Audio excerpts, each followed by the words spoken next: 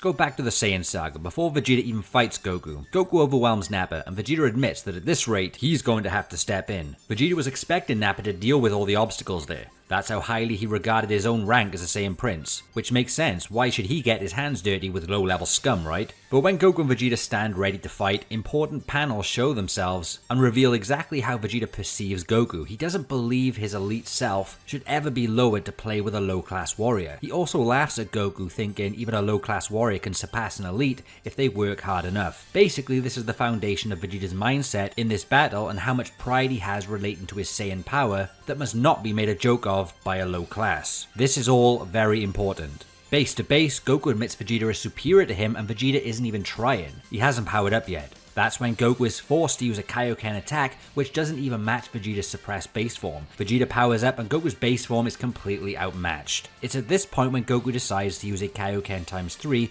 pushing his body past its regular limits at the cost of damaging himself. Goku has to use a godly technique to even keep up with Vegeta's regular base power, which is more of a cheat code than Vegeta's natural Oozaru power later on. At this point, Vegeta has already won this fight in terms of Saiyan potential. Goku and King Kai state Goku's already lost unless he gambles his own health further. Now, Vegeta's anger of being overwhelmed by the Kaio-ken times 3 stems from the fact Goku is a low-class warrior, and that Vegeta's an elite Saiyan. It's not just because Goku is strong. It's all to do with their ranking system. But still, Vegeta endures the punishment and Goku is worried that his own body will give out before Vegeta is even defeated. Goku is still losing overall, but Vegeta is losing mentally through his Saiyan pride and ranking system. He's angry that his noble blood is being poured thanks to trash. But even in their beam struggle, Vegeta matches the Kaio-ken times 3 Kamehameha, proving his base power is still a beast. And that's where Goku sacrifices his entire game by using the Kaio-ken times 4, which doesn't even defeat Vegeta. It's at this point, Vegeta could have actually won by attrition if he wasn't blinded by anger, but his fury of being topped by a low-class warrior pushes him to become an Oozaru. Remember, at this point Vegeta can't even sense power levels. He doesn't know how much weakened Goku has become thanks to the Kaio-ken times 4. Vegeta would think the Kaio-ken times 4 power is currently Goku's power, and cannot be matched unless Vegeta powers up further. It's at this point some call Vegeta a cheater for using the Oozaru despite everything Goku had just done to him using godly techniques that were taught to him by a god that just ruined his own body so much that he's now at his limit. The difference with the Kaio-ken and the Oozaru is that the Oozaru is a natural Saiyan power-up. It's why the Saiyans like Vegeta refer to the tail as the key to a Saiyan's true potential. It's not cheating by using that true natural potential. This is a huge battle against someone spamming a godly technique that isn't supposed to be pushing his body past that limit. The Kaio-ken is completely unnatural and forced upon Goku's regular power. The Oozaru is absolutely allowed. This is a Saiyan battle. It would be no different than a warrior using Super Saiyan, which, let's be honest, is more of a cheat code in multipliers and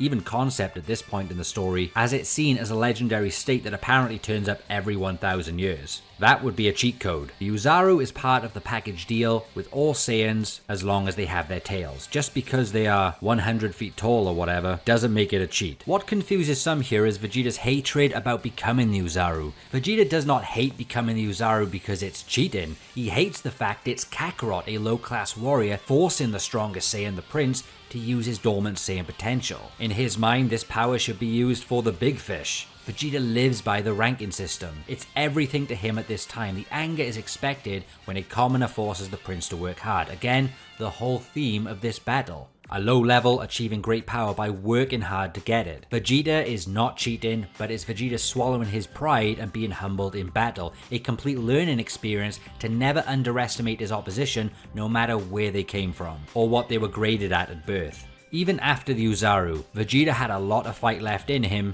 His fury at Kakarot's low-class power made him make silly decisions. One being, using up most of his power to create an artificial moon to become the Oozaru. If Vegeta kept his cool, it would have been over much sooner. Nevertheless, the tougher Vegeta uses his natural Saiyan power to overcome the cheat code Kaio-ken spammer and crushes Goku's self-inflicted damaged body like an unwanted charity leaflet. He did get trained by a god to learn godly techniques, right? Getting that opportunity after death to specifically prepare for Vegeta is definitely a helping hand to get where he was at. I'm torn about this because Goku did work hard to achieve his new 8000 base power, as well as harness different techniques on King Kai's planet, but in the same respect, Vegeta had worked hard his whole life to become as strong as he did, and also trained himself to control the rationale of the Great Ape. It wasn't just some mindless form that wasn't Vegeta. No, Vegeta harnessed his natural Saiyan power, and that takes skill and is far from cheating. He's earned the right to use the Oozaru. The only thing Vegeta didn't succeed in doing was finishing off Kakarot the way he wanted, because